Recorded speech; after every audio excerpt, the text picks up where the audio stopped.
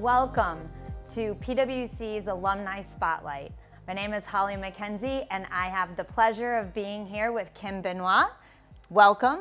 Hi, Holly. It's great to be here, and I'm so excited to chat with you. Kim, I'm so excited to hear about your background and your story. So let's start from the very beginning. Great. Where are you from? What were those first years like? I decided to go to Ohio University and get my MBA. And that summer between undergrad and graduate school, I interned for the State of Ohio Office of Auditor. And I just fell in love with government and seeing how the government worked on a state and local level and how oversight in that area worked really appealed to me. After my MBA, I accepted a job with PwC in the Washington federal practice and worked on a variety of different government clients during my time there. And this really resonated with me because I liked the idea of public service. My father was the lead mechanical engineer at the Niagara Power Project, and my mother was a reading specialist. So I grew up in a home that was focused on giving back and making government work better.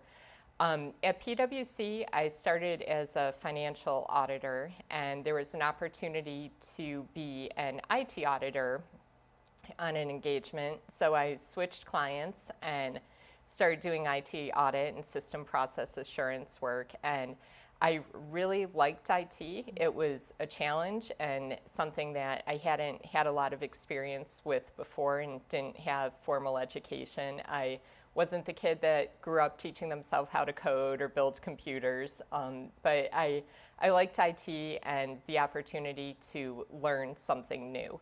When you think about your time at PwC, are there any memories that stand out that you can think about? So it was a great experience because I got to see how different government agencies worked and gain an understanding of what the environment was and kind of see the best in class. But I think the one thing that stands out to me from my experience at PwC is the sense of community and the sense of connection. And that's something that I've taken forward in my career. So I think as a leader, it's really important to operate with a sense of fairness and integrity. And these were things that I saw at the firm. I had a lot of good role models early in my career in terms of doing the right thing and operating with accountability.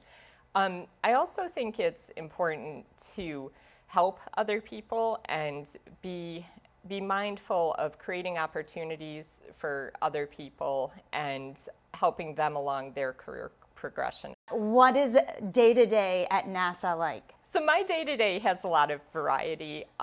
My role is I'm the Assistant Inspector General for Audits, which means that I lead the audit department of about 74 auditors located at space centers all over the country. I review audit reports, I visit teams, I work with stakeholders in the space community as well as the agency, and do a variety of other things. But I have to say the most exciting and fulfilling part of the job to me is actually going out with the teams and interacting with the agency officials. It's a tremendously exciting time to be at the agency and part of the mission. They are planning to put humans on the moon by the end of the decade, and there's things that are also in the works.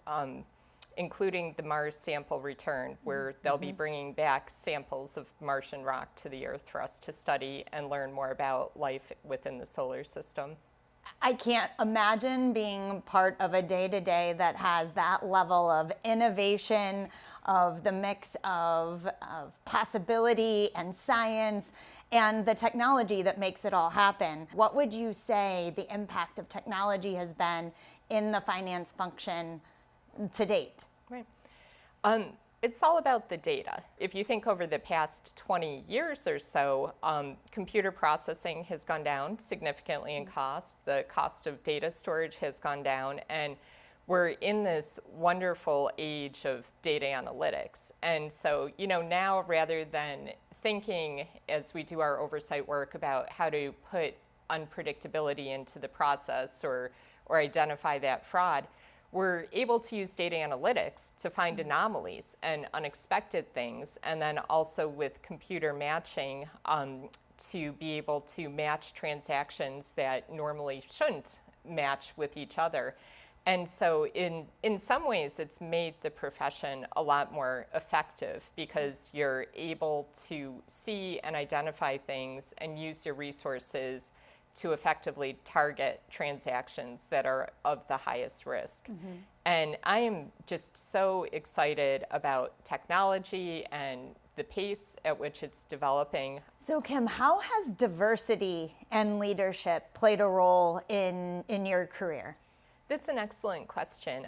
It's featured prominently in my career. When I started out in IT, and as my career progressed as a woman in IT, and then also in investigations, there's been more than one time where I've been the only woman in the room. And within the Inspector General community, myself and two other colleagues have taken the lead on developing a mentoring program. And so this mentoring program is across all of the offices of Inspector Generals. And this past year, we were able to create 178 mentoring pairs across the 70-some different offices of Inspector General to help people forge those connections. So I'm really proud of the accomplishments that we've made as part of the program. And I think it's really important that as you're progressing through your career to take time to listen to the people around you and gain an understanding of what their past experiences have been and what their vision for the future of their career is also. Seek first to understand, right? Correct, yes. So talking about people working together that might not have the same backgrounds, as you think about the role of finance leaders and the people around them that they need to work with, what are some of the other leaders that you think finance leaders will need to work with in the future? I think it's really important for finance leaders to connect with those in information technology. IT underpins everything that finance does. And there's also a lot of promise in terms of how data can be used to improve financial operations. In terms, you can use analytics to identify trends, anomalies, and things. And I'm really excited for the promise of artificial intelligence and how that is going to transform everything we do, but particularly finance. So Kim, what does being part of the PwC Alumni Network mean to you?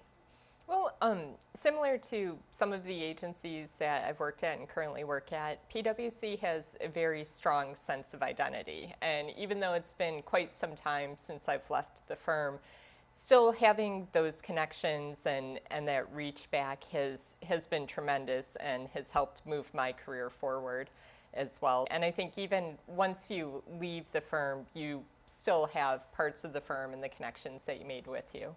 Once a PwCer, always a PwCer. Yep. Well, Kim, I am so grateful for the time we've had to get to know each other better and to hear your story and to be inspired by the journey of leadership that you have had. Thank you for spending time with me today and sharing your story with all of us. Absolutely. It's been out of this world.